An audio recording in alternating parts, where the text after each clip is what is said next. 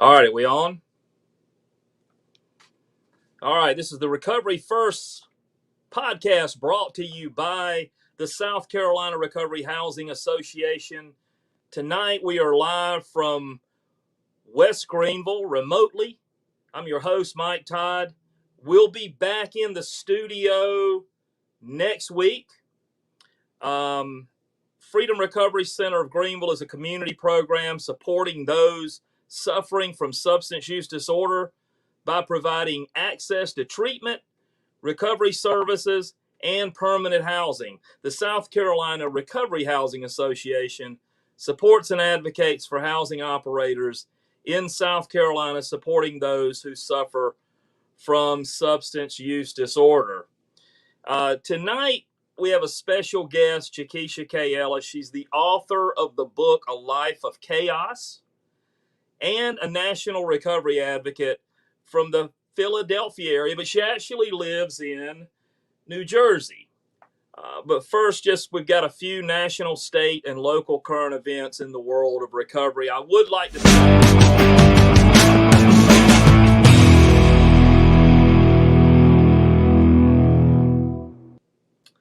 So we're going to go through some of that.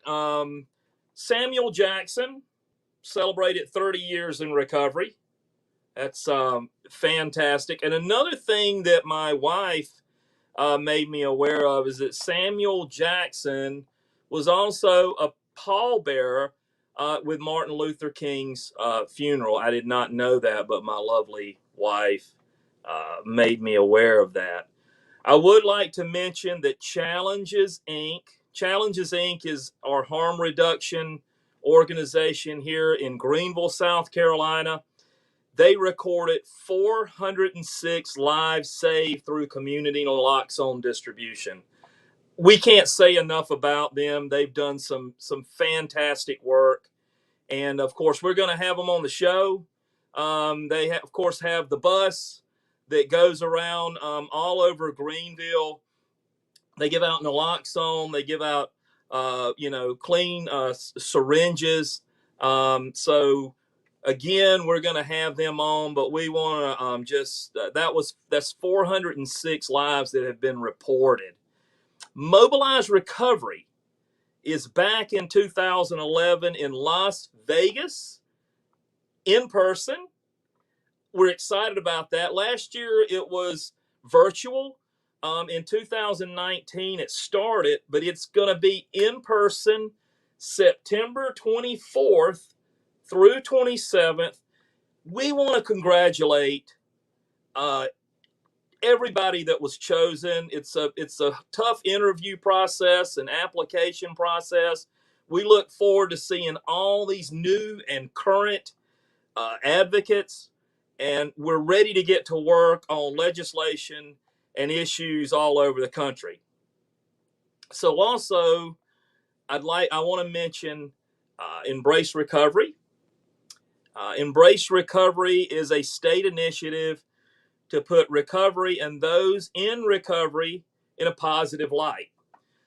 More than 378,000 people are living full lives in recovery. And we want to thank the South Carolina Department of Alcohol and Other Drug Abuse Services for creating and sponsoring this wonderful initiative. You can see more about this on social media, or you can go to Embrace Recovery South Carolina.com. That's Embrace Recovery South Carolina.com. If you want to see more about that, to get more information. Also, if you're watching TV, okay, and you can see these commercials, and I'll be the first to say that I was so excited to see these commercials. I actually did a little dance. I got my wife, and she had to stand in front of the TV until it came back on. But this is just an amazing initiative.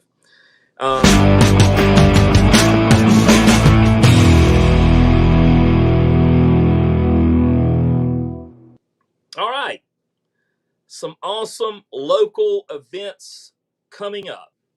the second annual South Carolina Overdose Walk in Greenville, South Carolina. It is sponsored by the Step family and other families of loss. It'll be held on August 27th at 6:30 p.m. We'll walk from Pizza Bergamo to downtown Falls Park.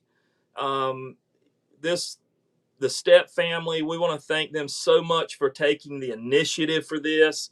Last year, we had over 100 people. We want to double that this year.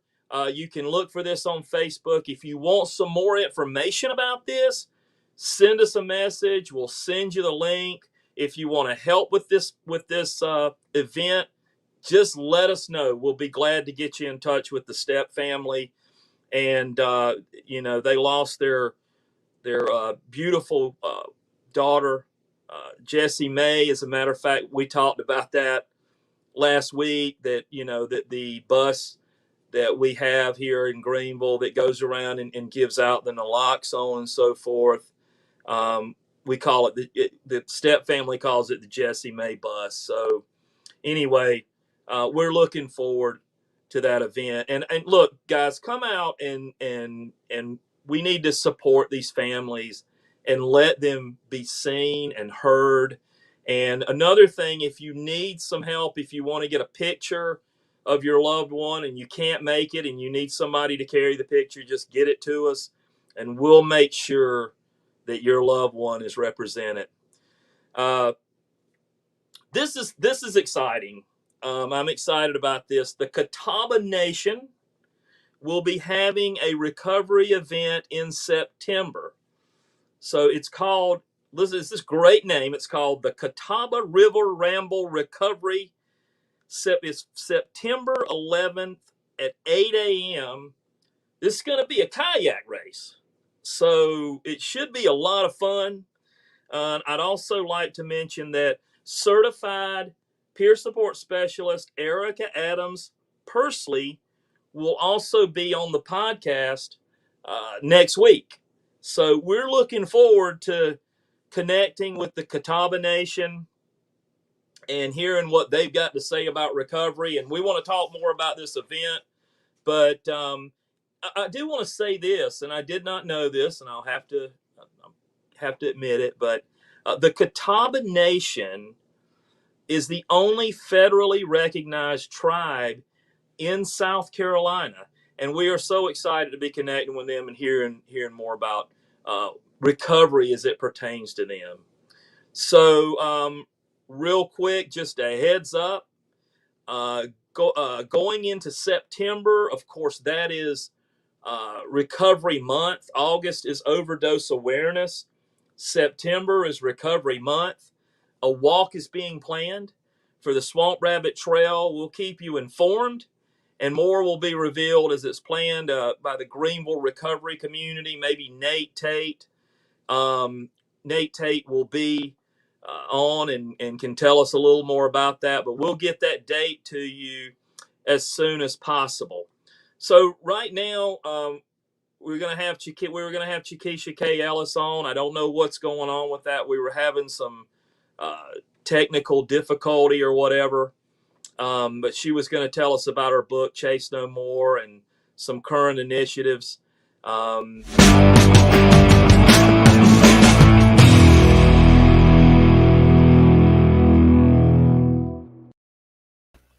Well, I am not Chekesha. I can tell you that right now.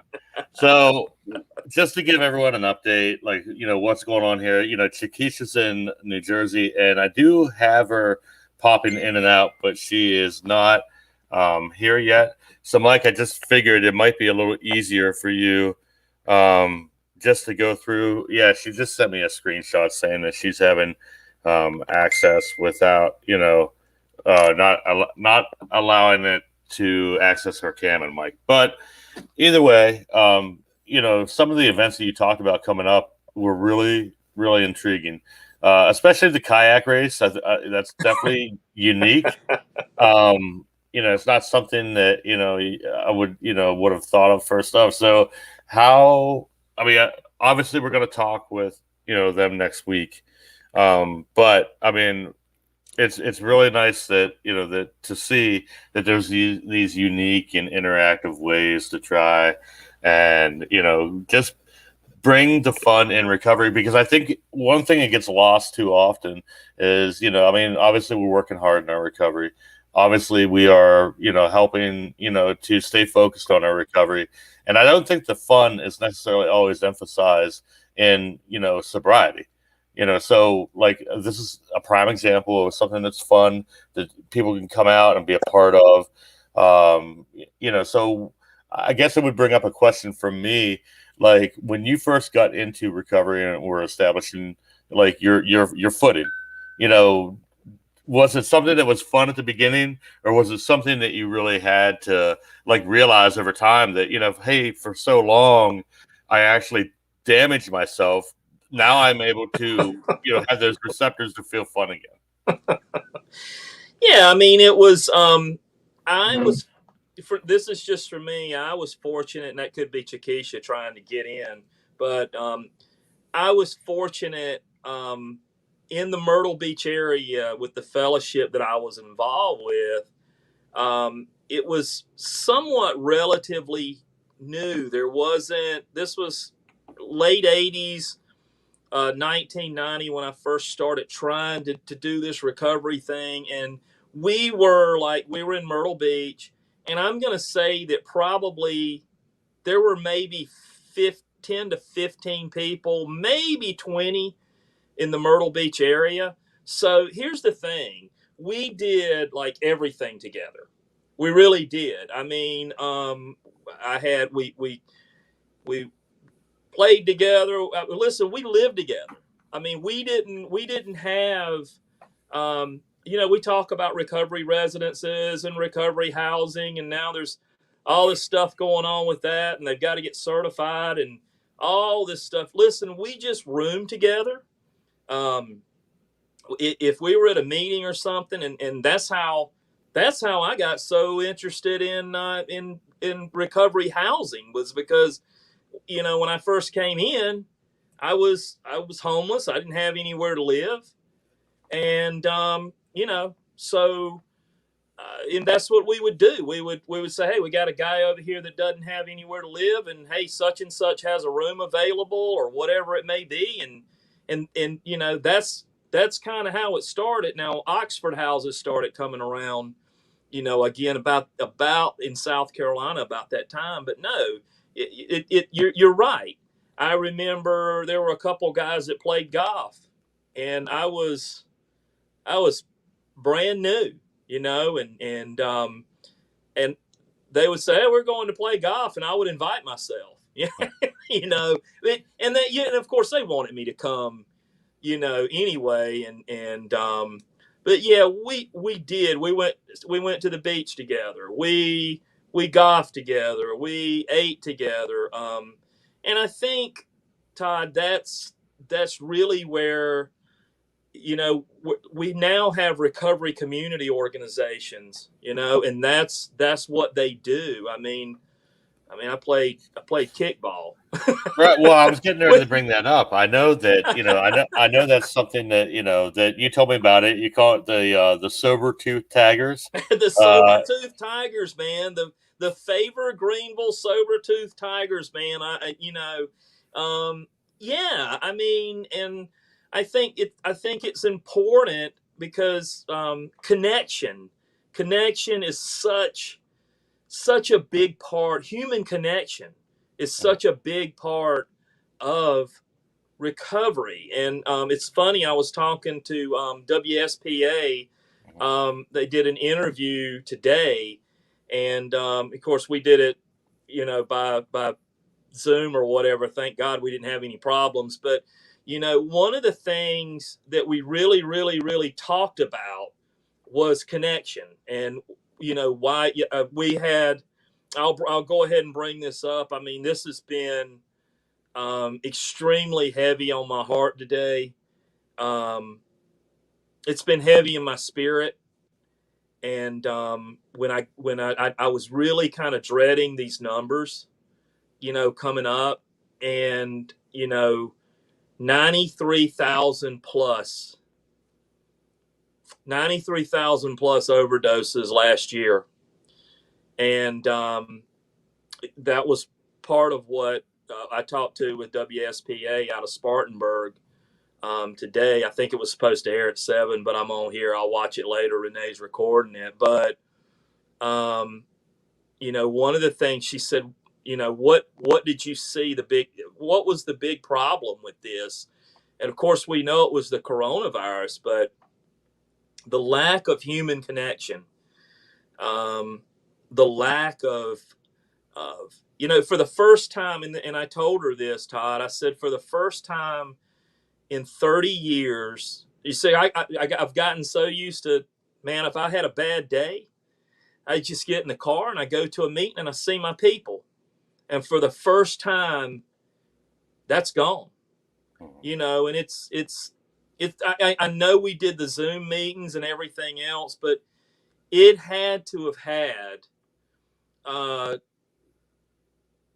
incredible impact on everything, on the overdoses and everything else. I mean, so it really, I really dreaded seeing these numbers. I knew they were coming. Didn't know they would come today. I think the first time I saw it on Facebook today, and I was like, this is bad. This is really bad. And, it's Chekesha and I were going to talk about this. Well, I just wanted to let you know, Chekesha is here, or she was here. So I'm going to go ahead and let her in. So without further ado, we'll bring in Chekesha Kay Ellis.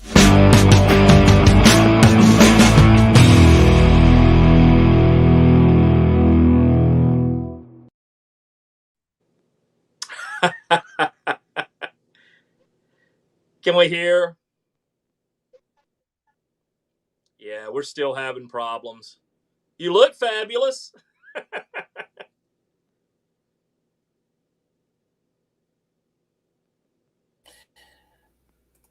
right, so I'm going to remove her, and then I am going to have to. I'm just gonna message her, and I'm gonna tell her to come back. We're gonna just have to reschedule her. To be honest, I mean, we've obviously, you can't control the technical problems. I know she's back there. I could try to bring her in one more time. At least we got to see her. She had on the shades and everything. Yeah, that's awesome. It's her. It's her audio, the audio device she has for her phone. It's not allowing it to connect. But and Todd, I don't think she'll mind us saying this. Chekesha is a dear friend of mine, and I was looking forward to having her on. And I don't know what the technical difficulties on, but Chekesha she's deaf, and so she lost her hearing due to her addiction, and so we kind of knew that this was going to be a challenge. We haven't had much of a problem before, but I mean, obviously, I mean, we're both remote tonight. I'm in Maryland. I'm actually doing some filming, which takes us out of the in-studio element. So I mean, if it had been the other way around, I think we would have been fine. But regardless, this is just part of recovery, right? It's part of what happens, man. We just roll with it, and you think things are going to go one way, and then they don't. But you still have to be positive and make the best out of it. Absolutely. I know, so I wanted to double back to what you were talking about with the numbers. Now, obviously, with today, those numbers were pretty, staggering. But at the same time, I think that we also have to use that as a motivator.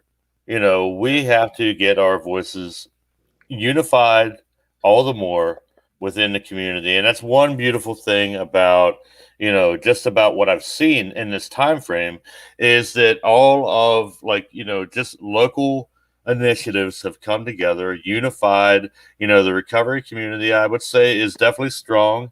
I think that, for the most part, we try to, the squabbling and infighting has been set aside. We're definitely,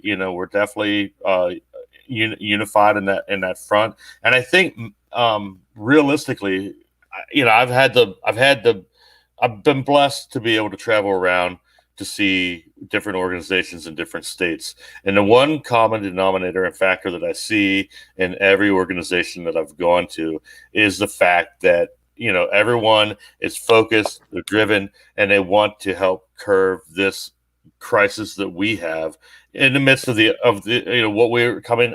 You can argue we're not coming out of the COVID crisis.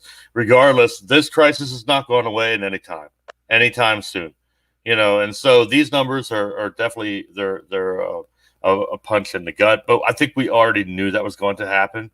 Once meetings stopped being deemed essential, and there's been plenty of organizations that are innovative, to find, ways to still bring the message of hope and recovery. But regardless, I think that getting that bipartisan support that you've talked about before across the aisle, so that it's not, I'm in Maryland, and if I may bring up, I'm doing some work with T. Scott. And so, Absolutely.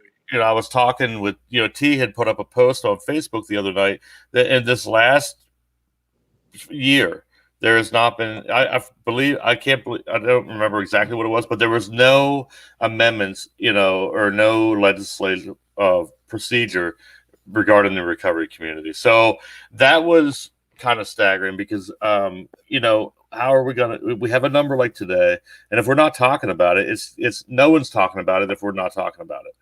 It's already stigmatized enough, to be in the closet, to be swept under the rug. That's what I'm, that's what I, so I'll let you go on with that, but I just wanted to no, you're absolutely right. And I saw the post that T. Scott put up. T. Scott, a friend of mine from Maryland, she does some amazing work out there. You're out there helping her, Todd, and filming some things with peer support. I was watching that today, and she's absolutely right. No legislation as it pertains to recovery services. But let me tell you what is actually going on, and people like myself and T. Scott and Chekesha Kay Ellis and Joanna Vance and Ryan Hampton and Garrett Haight, Nicole Chris, all of these folks that are really working hard. It made it through the Appropriations Committee, so it's still there. It's still alive. The Biden administration, for the first time in history, has set aside 10% of the actual budget that comes down from the federal government that's spread out through the states. Here in South Carolina, it goes through what we call our single state agency, which is the Department of Alcohol and Other Drug Abuse Services. So it goes through that, but it's got to get through the House, and of course it's got to get through the Senate. But for the first time in our nation's history, 10% is being set aside, for recovery services. Now, what are recovery services? Let's talk about that for just a second. Recovery services are, of course, housing. That's my heart. Housing people that come out of detoxes and treatment centers. A lot of them have nowhere to go. So housing is vital. It's very important. We call it recovery housing, recovery residences. It's that kid that was like me, that was sitting at the meeting that didn't have anywhere to go. Now we've got just thousands of people coming out and having nowhere to go all over the country. So it goes to that. Secondly, it's recovery community organizations. Okay, we talked about that connection earlier. We talked about how important it was for me early in recovery to have somebody to golf with, to go to the beach with, and peer support. I had a sponsor, but not only did I have a sponsor, but I had a couple of guys. I had two guys in particular, well, three, that really, really, really rallied behind me. For one, they thought I was funny as heck. I think they hung out with me just for the entertainment, but peer support. So recovery community organizations, a place that families can go to, that people can go to, get it connected to peer support services, all that, very, very, very vital in getting funded, training peer support specialists, all of that stuff. So that is what that 10% set aside is for. It's actually set aside. And for instance, we've always had a 20% set aside for prevention. And we should, a set aside for, like, going around and talking to kids in schools, and harm reduction actually falls under prevention. Naloxone, syringe services, things like that actually fall under prevention. So, yeah, I mean, it's going to be important. So one of the pleas I made, and I'll go ahead and do it here too, as we kind of get this thing out and maybe circulating. Disappointed that Chekesha couldn't be with us, but we're going to go ahead and make a plea tonight. Let's start contacting our representatives. If you go to the Recovery Advocacy Project, I think it's recoveryvoices.com. If you go to that, they can get you signed up. All you got to do is just sign up, and then we'll get the letters to go out to you. We're sending out a letter to Governor McMaster. I talked to Greg Jacobs with the single state agency. He's our recovery representative. I mean, like, his job is like funding recovery services. I talked to him. He said they had all these letters coming, which is, another important contact. If you want to write a letter or make a call, is Senator Lindsey Graham, who sits on the Appropriations Committee. We'll be having I just got the email just a little bit earlier. We'll be having a little delegation of people in recovery that are going to be going out to see Lindsey Graham so that he can see our faces. We know that recovery is possible. We can let him talk to and see people in long-term recovery. So this is a very, very, very important piece of legislation for us, and it's very, very much needed. And so, just follow us, and we'll get you we'll get your voice out there. Inbox us or whatever. Well, I'm gonna. So Chekesha's sitting in the background again. I'm gonna try to bring her back in, and and see if she can that's hear. fine. Absolutely. So let's go ahead and we'll go ahead and try that, and if not, we'll pivot back, and we'll just have to. Yeah, we'll I know she's disappointed, and I wanted to ask her, how she was doing. Hey, Chekesha, we can hear you just a little bit. You look great. Just you're faint. Yeah, so we're just, obviously we're having technical difficulties with Chekesha. Yeah, so it's not the end of the world. We're just, we'll have to reschedule. She can hear us, but the problem is with her audio device, we can't hear her. So, and I know Chekesha's sitting back in the background. I can actually still see her.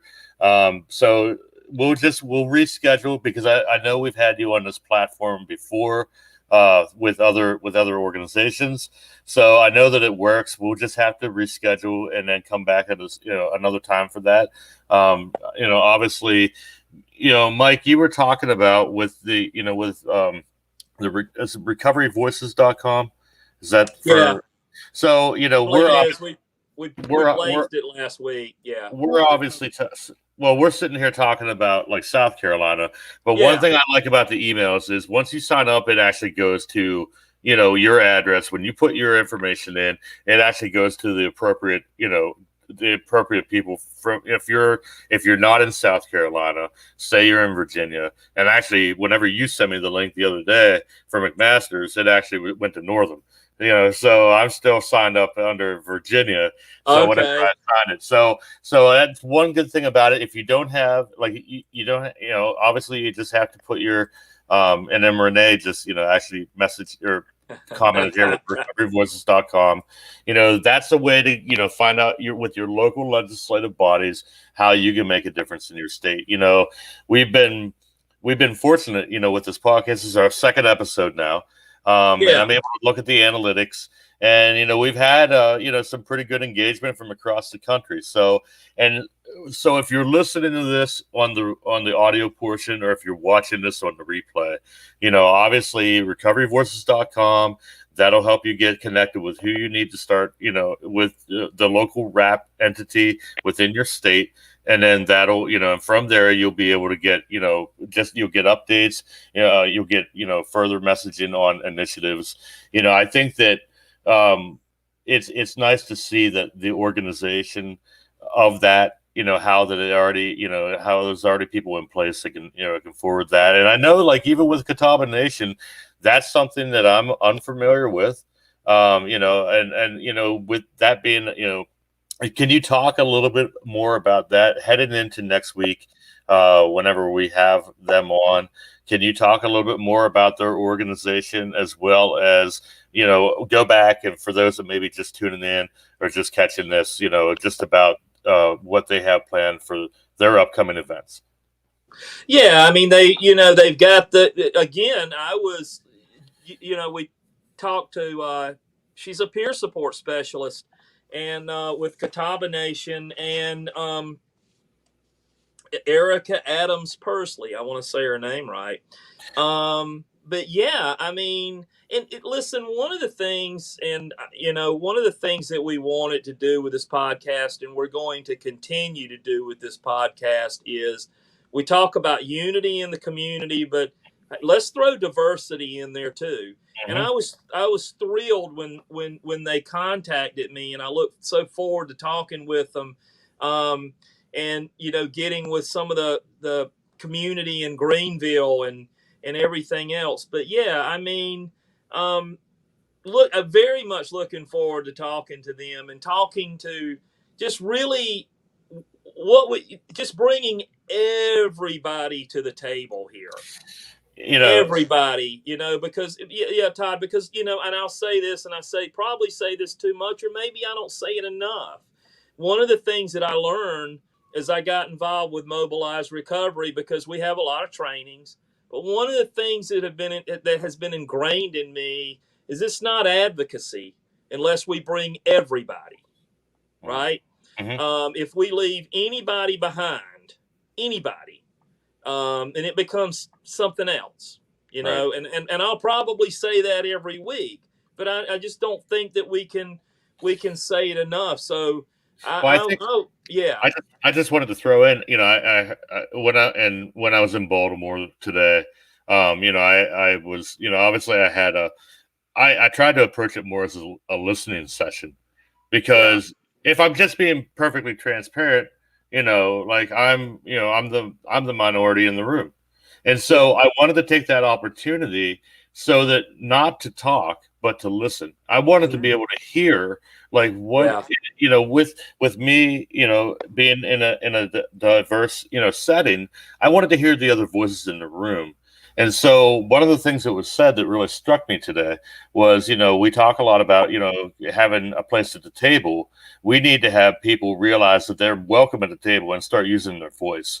And that really resonated with me today, because, like, I've heard the comment often, we need to be able to, we need to have a seat at the table. Well, just sitting at the table, I don't necessarily know that is enough. So, Greg Jacobs comments, advocacy definitely requires inclusion. And I think that, like, that just goes back to the other part of it. It's really important. Inclusion, if I don't feel like I'm included, I'm not going to give you any effort.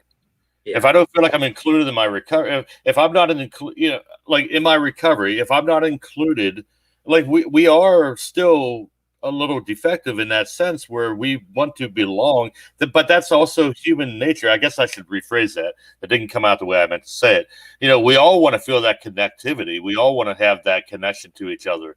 And that was one of the things with COVID that was extremely detrimental. When we lost that connection, when we felt like we didn't have somewhere to go, this is why the numbers were what they were today, the 93,000.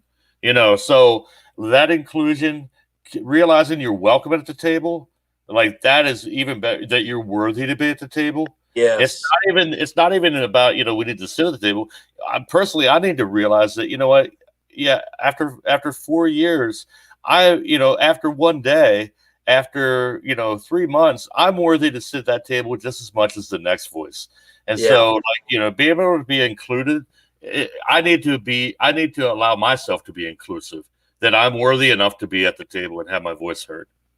Yeah. And Todd, we talked about this, for a while before we did it. And that was one of the first things that I said. I said it, listen, I want to talk about Freedom Recovery Center. It's my heart, all that. It's a community program here. I get that. But, I want to bring everybody. And one of the things I really want to connect with the Catawba Nation about is I want to hear. I mean, I understand recovery is recovery, but like what's going on inside of the Catawba Nation? What's going on? How do they handle recovery housing?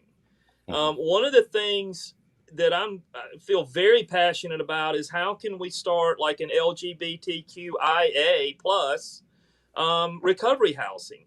I want, one of the things that we can talk about here on this podcast is, and we can have some folks from that community and say, what does that look like to you?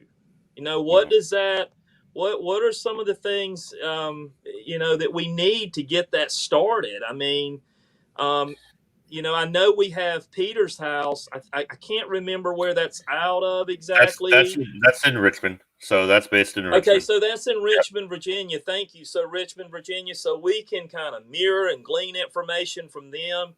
And I've actually been approached by some folks in that community, and about starting, an LGBTQIA plus recovery house, recovery housing. So there's so much opportunity here, and there's so many wonderful things going on in Greenville, but really all over the state.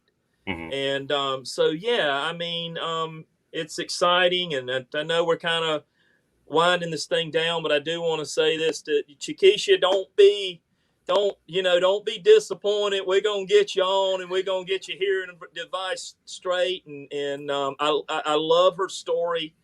And I'll say this, and I said this a little bit last week. I wanted to have her on to kind of kick things off because I read her book, and I won't go into it. She's probably sitting there with those little white sunglasses, going, "No, don't you go there, Todd. Let me go there." But Chekesha, I want to just talk about her for just a minute. I know she's probably disappointed, but she unashamedly goes out and talks about being a person in recovery, and she tells her story. And if somebody did everything right, it was Chekesha. I mean, she grew up in church. Both her parents were ministers. She was a school teacher. Walked out and slipped and broke her ankle, and got put on opioids. And and I'll let her talk about it. Destroyed her life. It took her hearing. But the thing that I love about her, so I'm going to go ahead and go into the thing I love about her. I saw her over the weekend. She was at a grocery store. She just set up her table, and she's all dressed up. She had a little outfit on there, and she's talking to people at the grocery store about recovery and telling them about her story. And that's one of the things that I talked about tonight on WSPA and the news agency out of Spartanburg, is that it's time for us to stop being anonymous. I can be anonymous in my anonymous program, okay? but it's time for us to start having a voice. It's time for us to say, I am a person in long-term recovery. I love telling people I'm a person in long-term recovery. And what that means to me is I've been married for, I'm going to get in trouble here. I think it's 24 years. I've been married for 24 years. 24 years. I've got 7 grandkids, 2 children, and hey Greg, the name of the book is A Life of Kayos by Chekesha Kay Ellis. And since Greg mentioned this, so the book, what would be wonderful with this book? It's just a small read, but it's straight to the point. And the thing the thing about this would be a great prevention book. Mm-hmm. It really would. It would be a great book to have kids read and stuff like that. And maybe we can get with Chekesha about that. Greg, hopefully you'll be at Mobilize Recovery and you'll get to meet her at Mobilize Recovery in Las Vegas. I'm probably telling on you, but I think you're going to be there. But yeah, so Chekesha, don't be upset. She also she called me yesterday or the day before, and she gets on the phone. She says, Todd, I know it's her. Todd, and but they had a flood out there too, and so she just all kinds of stuff going on out there. She had a flood. She has and she said her and Houston were just having a heck of a time with that. And that's her son, Houston, and he's a miracle in himself. I'll let her talk about that. And I love him because one of my favorite artists is Whitney Houston, and he's named after Whitney Houston. So, but yeah, so we can kind of wind this thing down. I appreciate. Well, I just wanted to mention real quick, Greg, what I'll do is whenever we get done here, I'll post the link in the comments to take you to the book on Amazon.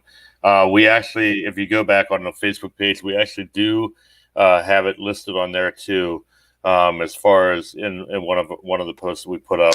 But I will go ahead and definitely add that link, after the show. So anybody that's watching, I mean, we can, we can definitely, have that on there so it's available for you guys, and also, I mean, for those that are listening to the replay, it's Chekesha Kay Ellis.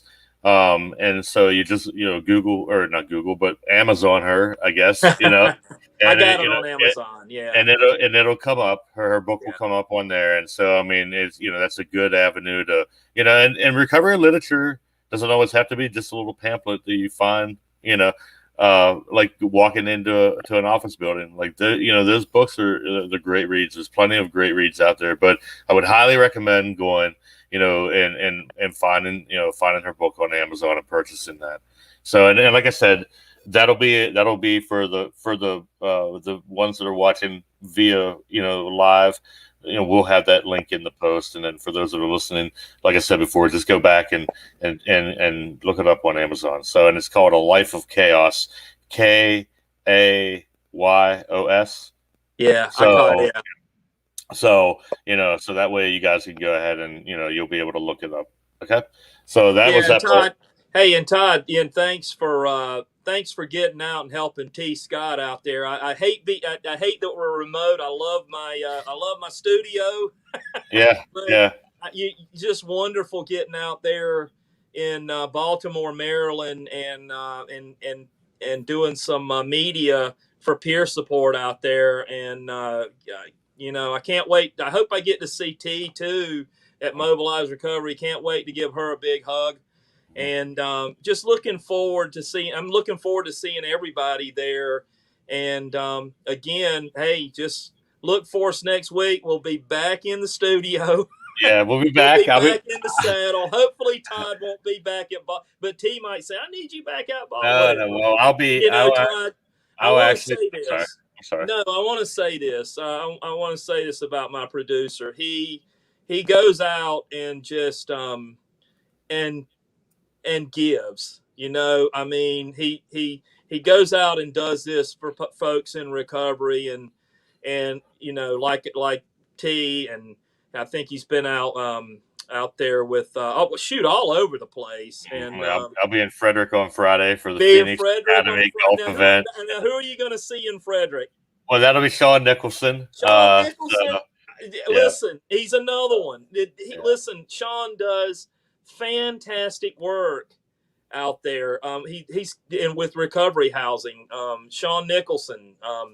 Look forward. Hopefully, I'll see him at Mobilize Recovery. Yeah. So, listen. But we're going to bring everybody in this. We want everybody on this show. Call us. We'll get you in. I mean, we're going to get Tina Harris out here. She's works within the community in Greenville. Does a fantastic job with outreach for Favorite Greenville. I've touched base with her. I can't wait to bring her in. She also does a lot of stuff with recovery housing too. She's really working to elevate recovery housing within the state.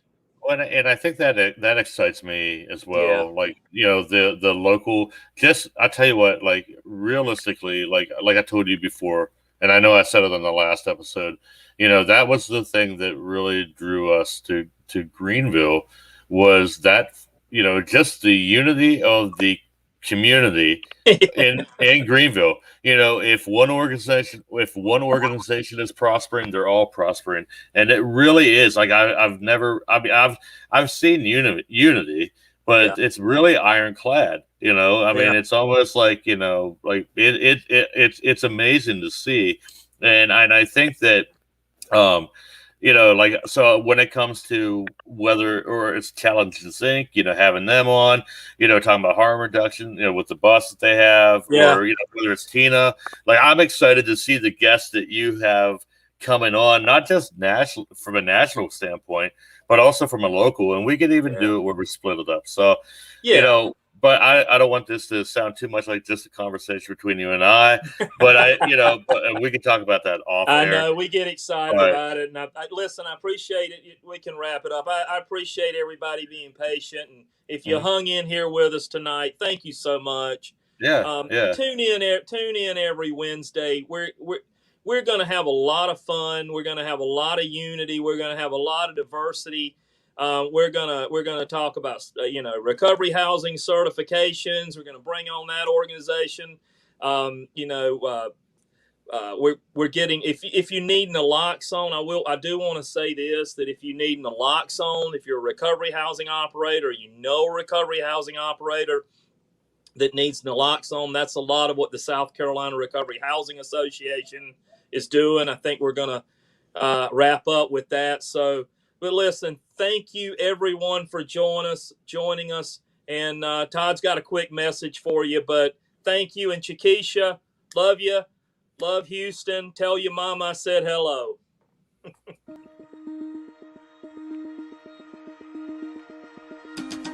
So 30 years ago, when I first came into recovery, we didn't have recovery housing. If someone was seeking recovery and maybe coming to meetings and didn't have anywhere to live, we'd basically try to help them find somewhere to live. And that's how it all started. We all started basically living together and keeping each other accountable in recovery. Now, as the years have gone through, it's basically turned into an industry.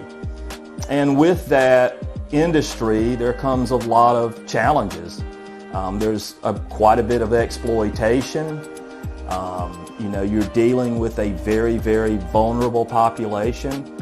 So that's the reason that we started the South Carolina Recovery Housing Association, to help providers, to help other recovery housing operators, to help mentor them, to advocate for them.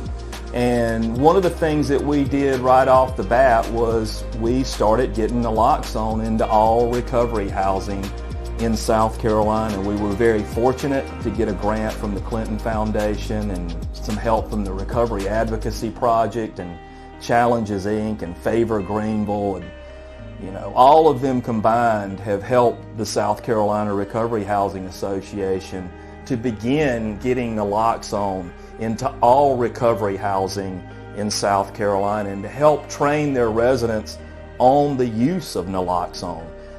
We believe that is the first standard that we need to accomplish in South Carolina. Recovery housing operators are a very valuable resource to those suffering from substance use disorder in South Carolina, and we want to advocate for them, train them, mentor, and just work with them with whatever needs that they may have. If you want to get in touch with us, it's screcoveryhousing.org.